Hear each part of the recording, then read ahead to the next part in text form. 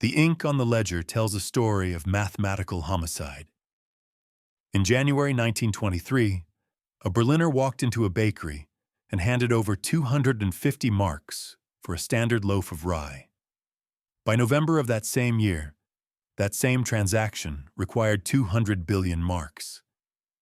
This isn't just a dry statistic found in a history textbook. It is the forensic record of a currency's total nervous breakdown. We aren't talking about rising prices in the way a modern consumer grumbles about the cost of a carton of eggs. This was the systematic deletion of time. Imagine a man named Hans. Hans spent 30 years as a master carpenter. He saved every spare mark for his retirement. On Monday morning, his bank account could have bought a nice townhouse in the suburbs. By Wednesday, it could buy a pair of boots. By Friday, it couldn't buy a single matchstick to light his stove. Decades of sweat, splinters, and labor were simply erased. Imagine Hans sitting in a corner cafe. He's hungry, but he's hesitant. He orders a coffee priced at 5,000 marks. He drinks it slowly, reading the paper, trying to find some sense in the political chaos. He's looking at the headlines, watching the Reichstag crumble. When he asks for the check 15 minutes later, the waiter doesn't even look him in the eye. The waiter looks at his watch instead. 8,000 marks, sir. The price jumped while the liquid was still warm in his mouth. The value of his morning's work evaporated between sips.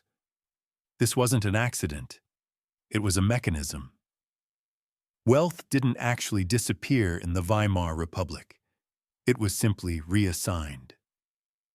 While the middle class, the teachers, the doctors, the Hanses of the world, watched their life savings evaporate into the damp Berlin air, the state was busy.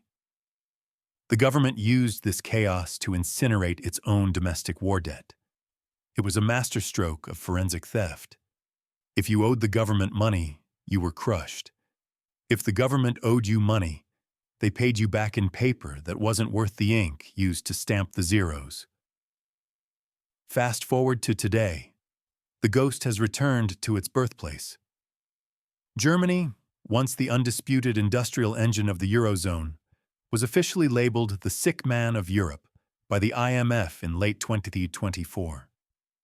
Industrial production has cratered. The nation's GDP shrank as it entered 2025, stifled by a structural energy crisis that no amount of creative bookkeeping can fix.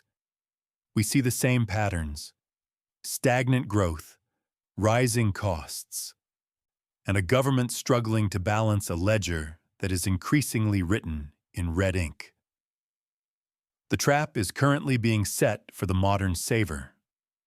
We are living through a debt maturity wall where over $9 trillion in U.S. government debt must be refinanced at significantly higher rates within the next year.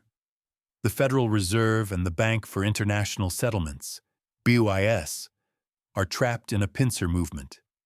They must either keep rates high and trigger a banking collapse, evidenced by the FDIC's recent reports of $517 billion in unrealized losses sitting on bank balance sheets, or they must print the difference. When the latter happens, the Weimar warning moves from a historical anecdote to a personal reality. Your bank account is the collateral for a global ledger that no longer balances. To understand the explosion of 1923, you have to look at the fuse lit in 1914. Most people think hyperinflation is a sudden lightning strike. It isn't. It's a slow-motion train wreck that starts with a single, arrogant assumption. When World War I broke out, the German Empire made a choice that would eventually execute its economy. Most nations raise taxes to fund a war. It's painful, it's unpopular, but it's honest. Germany chose the paper gamble. They uncoupled the mark from gold, turning their currency into a pure act of faith. The plan was a heist. Win the war, seize the resources of the losers, and use the spoils to pay back the massive loans. But hope is not a financial strategy. When the smoke cleared in 1918, Germany hadn't just lost the war. They had lost the ability to tell the truth about their math. They were buried under a mountain of debt, and the victors were holding a shovel. The Treaty of Versailles didn't just demand money. It demanded hard assets, coal, timber, cattle. The 132 billion gold marks required were a pincer movement designed to crush. Since the German government didn't have the gold, they did the only thing a desperate, cornered state knows how to do. They hit print on the papier mark to buy foreign currency. This is the hidden mechanism that governs the world even now. It's a feedback loop. The more they printed to pay the debt, the less the mark was worth. The less it was worth, the more they had to print to buy the same amount of gold.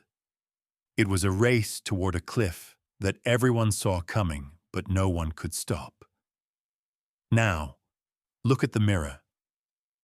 In 2025, the German debt brake debate isn't just a political squabble, it's a haunting echo. Modern governments are facing the same ancient temptation. Bypass fiscal rules to fund energy transitions, defense, and social unrest. Just as Weimar tried to print its way out of the reparations trap, today's leaders are staring at a debt maturity wall. When the rules are broken to satisfy the present, the future is always the one that pays the bill. We are living inside the same gamble, just with digital zeros instead of paper ones. Most people think of inflation as a simple supply and demand problem. Too much money chasing too few goods. But that's only half the story. The real killer isn't just the volume of money, it's the velocity. In physics, velocity is the speed of an object in a given direction. In economics, it is the frequency with which a single unit of currency is spent. In 1923, the German mark didn't just lose value because the Reichsbank was printing it by the ton. It died because people stopped holding on to it for more than an hour. The TAVEX analysis reveals the science of the vicious cycle. The moment a population realizes their money is a melting ice cube, they drop it like a hot coal. Imagine a factory worker in Essen. In 1922, he received his wages and walked home. In 1923, he received his wages and ran. If he stopped for a cigarette, the price of the bread he was heading to buy would have climbed another 1,000,000 marks. This desperate scramble to get rid of cash actually drives the inflation higher. The faster people spend, the faster prices rise, which in turn makes people spend even faster. It is a feedback loop that functions like a dormant volcano, silent until the pressure of trust finally snaps. Now, look at the 2024-2025 German listless economy. On the surface, things look calm. The Federal Statistical Office, des Staates, confirms inflation has cooled to around 2.2% to 2.3% in late 2025. But look closer at the stagnation. This is what economists call a fragile peace. The economy is barely breathing, with 0.0% growth in the third quarter of 2025. The danger is that we are currently sitting on a massive monetary overhang from the pandemic and energy crisis stimulus years. While velocity is currently low, people are cautious, saving what they can. The mechanism of 1923 is still there, tucked inside the euro. If trust in the currency slips, if the debt brake debate forces a massive new printing spree for defense or energy, that low velocity can turn into a torrent overnight. We are told the volcano is extinct, but the data shows it's just quiet. The difference between a stable economy and a hyperinflationary spiral is a single psychological switch. The moment you decide that your money is worth more as a thing than as a store of value, once that switch flips, no central bank in the world can stop the momentum. The financial system is designed to keep you in the dark, but history provides the map to escape the trap. If this insight opened your eyes, hit the like button to help us break through the noise. Share this with someone who needs to see the patterns before the next collapse, and subscribe to master the mechanics of wealth that they don't want you to understand. Don't let your purchasing power disappear in silence. Drop a comment below, and let's discuss the truth the 1% ignores. By late 1923, the German papier mark wasn't money anymore. It was a joke without a punchline. To understand the visceral horror of this moment, you have to look at the wheelbarrow economy. We've all seen the photos. Men wheeling literal crates of cash down the street just to secure a single sack of potatoes. But the forensic reality was even weirder. Money was so heavy and so worthless that it was cheaper to burn stacks of billion-mark notes for heat than it was to buy a single log of wood. The theft of time we discussed earlier took on a physical, frantic rhythm. In Berlin restaurants, waitresses would climb onto chairs every 30 minutes. They weren't announcing specials. They were shouting the new prices. If you hadn't finished your soup, the cost of the meal had just doubled while the spoon was halfway to your mouth. The psychological toll was a form of mass trauma. Trust, the invisible glue of civilization, simply dissolved. When the official currency dies, the barter economy rises from the ashes. Germans retreated into hard assets. They traded grand pianos for a week's worth of flour. They created the cigarette standard and rye marks, tokens backed by physical grain rather than government promises. If you couldn't touch it, it didn't exist. The financial mechanism had failed, and humanity reverted to the Stone Age of trade. Fast forward to 2025. We are far from the wheelbarrows, but the German inflation trauma is waking up. The ECB's own research identifies a deep-seated structural fear in the German public that doesn't exist elsewhere. Look at the 2025 Deutschland ticket price hikes or the soaring costs at Edeka and Rewe grocery stores. While the headline inflation rate sits at a modest 2.3%, the feeling of the euro shrinking is real.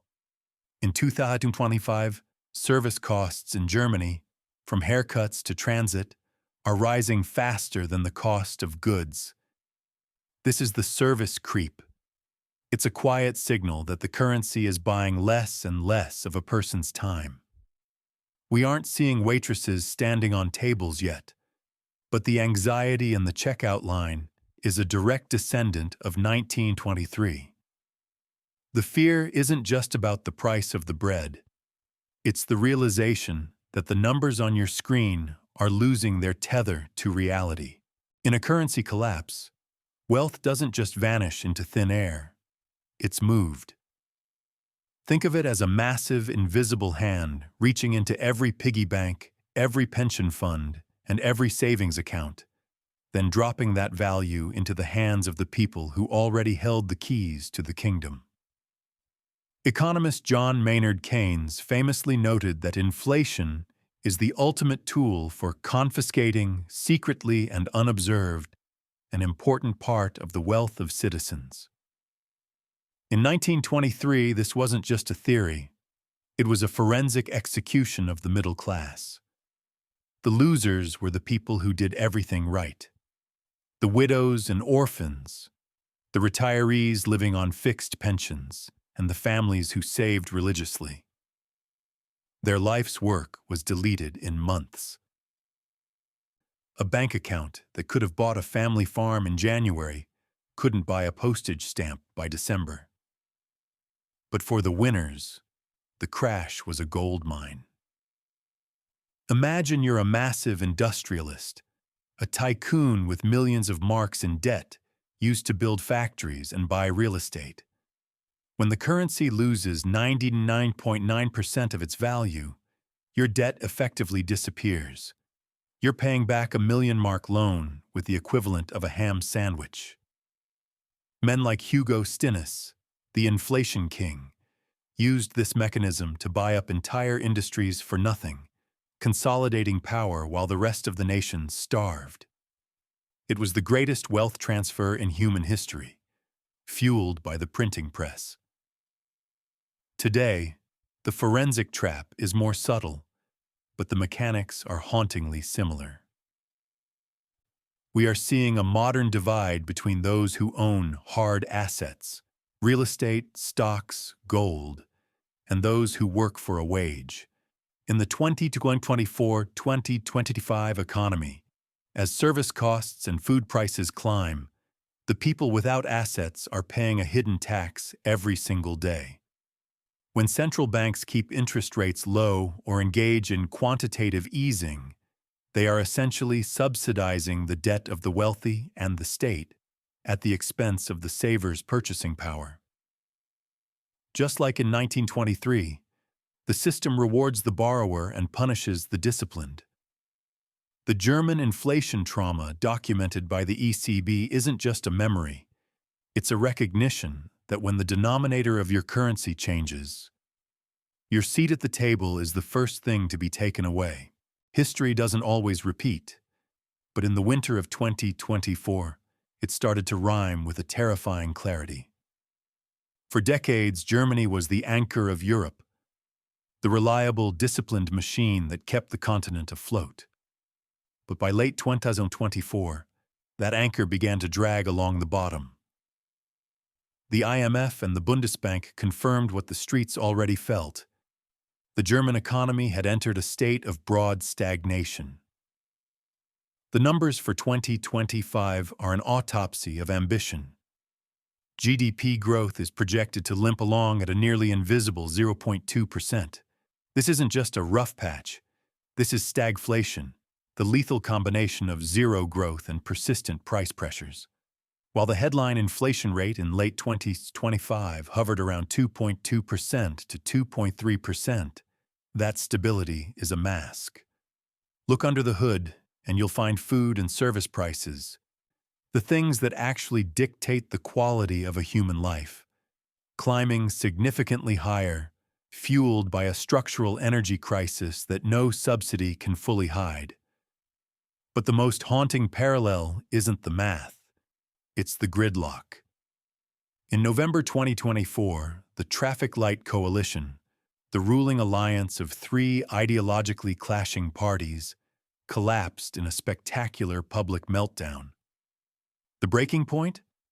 A multi-billion euro hole in the budget and a fundamental disagreement over how to fix it.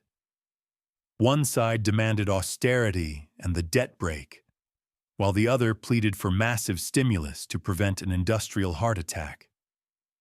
This political paralysis is a direct echo of the Weimar Reichstag. In the 1920s, the inability of a fragmented government to agree on a fiscal path led to the emergency decrees that eventually bypassed democracy altogether.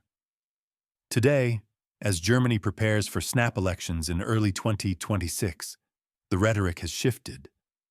The center is hollowing out, and the German inflation trauma is being weaponized by the fringes.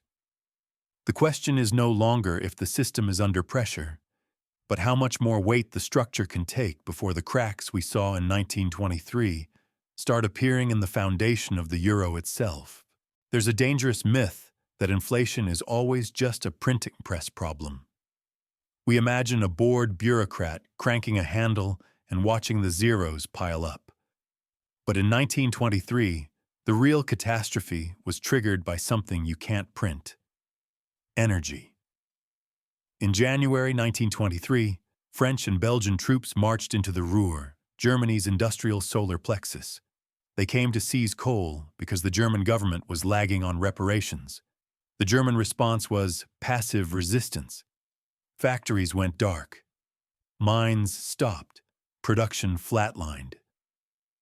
But the government still had to pay the striking workers so they wouldn't starve or revolt. They didn't have coal to sell, so they printed paper to fill the void. This is the supply shock trap. When the goods disappear, the money becomes a ghost. Fast forward to the modern mirror. Between 2022 and 2025, Germany faced a shock that echoed the Ruhr occupation. This time, the seizure wasn't by troops, but by a geopolitical divorce from cheap Russian gas. By early 2025, natural gas prices in Germany rose another 3.5%, and district heating jumped a staggering 9.5%. This is the forensic insight most people miss. Inflation isn't always too much money. It's often too few goods. When a nation loses its cheap energy, its industrial heart, it loses its ability to create real value. You can print €1 trillion, but you cannot print a single kilowatt of power or a cubic meter of gas. If the energy isn't there to power the steel mills and the chemical plants, the currency is just a receipt for a product that doesn't exist. In 2025, we see German industrial giants like BASF and Volkswagen scaling back domestic production because the math of German energy no longer works. When the energy of inflation takes hold, it's a regressive tax that hits the kitchen table first. It forces the state to choose. Let the people freeze, or print money to subsidize the bills. We know which path Weimar chose, and we can see which path the modern world is walking down right now. Money is a collective hallucination. We don't like to think of it that way, especially when we're checking our 401ks, but every dollar in your pocket is a pure act of faith. It's called fiat currency, money that has no intrinsic value. It isn't backed by gold, silver, or grain. It's backed by a promise. Specifically, the promise that your central bank will be a responsible steward of the supply. But what happens when that trust becomes a deficit? In the Weimar Republic, the financial mechanism failed because the Reichsbank stopped being a bank and started being a printing press for the treasury. By 1922, the bank had lost its independence. It was no longer checking the government's spending. It was enabling it. When the state couldn't pay its bills, it simply ordered the bank to create the marks. This broke the social contract. Once the public realized the referee was in on the heist, the hallucination shattered. Trust didn't just leak out, it exploded. Fast forward to our modern mirror. The 2025 Zoo Financial Market Survey tells a sobering story. While the experts aren't shouting hyperinflation from the rooftops just yet, they are sounding a different alarm, a massive increase in global economic uncertainty. In late 2025, the sentiment among financial analysts hit a wall. Why? Because the boundaries between central banks and government budgets are blurring again. We are staring at a modern Weimar ghost. If the European Central Bank, ECB, is forced to monetize the debt, essentially printing money to bail out failing EU member states, the independence of the institution vanishes. The ECB's own November 2025 Financial Stability Review warns that weak fiscal fundamentals in certain countries are testing investor confidence.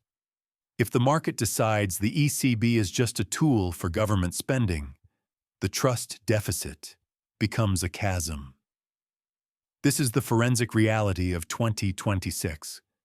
Trust is the only thing standing between your life savings and a trillion-mark note. We operate on a system of legal tender, which is Latin for "you have to accept this." But as we saw in 1923, You can force a man to accept a piece of paper, but you can't force him to believe it has value. Once the collective faith dies, the currency is just paper, and the social contract is just a scrap of history. By November 1923, the German state was a hollow shell. They had no gold, no credit, and no time. To save the country, they had to pull a rabbit out of a hat. That rabbit was the Rentenmark. On November 15, 1923, the government introduced a currency that shouldn't have worked. It wasn't backed by gold. Germany's reserves were gone. Instead, it was backed by a mortgage on the entire nation. Every farm, every factory, and every acre of German soil was legally tied to this new paper. If the currency failed, the holders of the money technically owned a piece of the country. But here is the Michael Lewis twist. The backing was essentially a fiction. You couldn't actually go to a bank and trade your Rentenmark for a piece of a factory. It worked because the people chose to believe it. It was the miracle of the Rentenmark. The psychological switch flipped. Overnight, the frantic velocity we saw in Act 3 stopped. People stopped running to the bakery because they believed their money would still be worth 8,000 marks tomorrow. Trust was restored not by gold, but by a shared promise to stop the printing presses. Fast forward to 2026. We are seeing a new kind of Rentenmark moment, as the $100 trillion global money supply continues to expand, and trust in the euro and dollar faces what the ZW survey calls massive uncertainty. Investors are fleeing to hard assets. In late 2025 and early 2026, we've seen gold surge past $4,000 an ounce, while Bitcoin has solidified its role as digital gold, with a market cap exceeding $2.3 trillion. These aren't just speculative bets. They are modern-day Rentenmarks. People are moving their life's energy into assets that a government cannot print. Whether it's real estate in Munich or a digital ledger on the blockchain, the motivation is the same as it was in 1923. Find an anchor that the state cannot melt. We are living in a world of hard money versus soft money. As of 2025, hard assets like gold and Bitcoin make up nearly 29% of the global money supply, a significant jump from previous decades. It's a silent vote of no confidence in the fiat system. The cycle of 1923 ended with a mortgage on land. Today's cycle is ending with a flight to math and metal. History doesn't always repeat. But in 2026, it is rhyming with a terrifying precision. We like to think we're smarter than the bankers of the Weimar Republic. We have algorithms, high-frequency trading, and digital ledgers. But the physics of a currency collapse doesn't care about your technology. It only cares about the balance. Germany's 2025 outlook has become the ultimate Weimar mirror. We are looking at a stagnant GDP that barely limps above 0.2%, combined with a structural energy insecurity that has turned the industrial engine of Europe into a sick man once again. While the statisticians at Destatis report inflation at 2.2%, the streets tell a different story. It's a pre-hyperinflationary environment, not because the numbers are exploding yet, but because the discipline has vanished. The warning is written in the fine print of the 2026 federal budget. To solve social unrest and fund a massive $500 billion infrastructure and defense surge, the German government has effectively broken its own constitutional debt brake. When a government's only tool to solve social problems is to debase its own currency by borrowing against a future that isn't growing, the middle class is always the first to be sacrificed. Your life savings is only as safe as the restraint of the people printing the money. In 1923, they believed the mark was too big to fail because it was backed by the might of the German state. They were wrong. The state didn't fail. It simply chose to survive by eating its own citizens' wealth. The trillion-mark note didn't start in a factory. It started in a boardroom where math was replaced by politics. Don't wait for the currency to turn into wallpaper. The signs are here. The $9 trillion debt maturity wall, the surge in gold prices to record highs, and the quiet flight into hard assets. Diversify your energy, educate your mind, and watch the ledgers, not the headlines. In the end, a loaf of bread only costs your life savings if you're the last one holding the paper.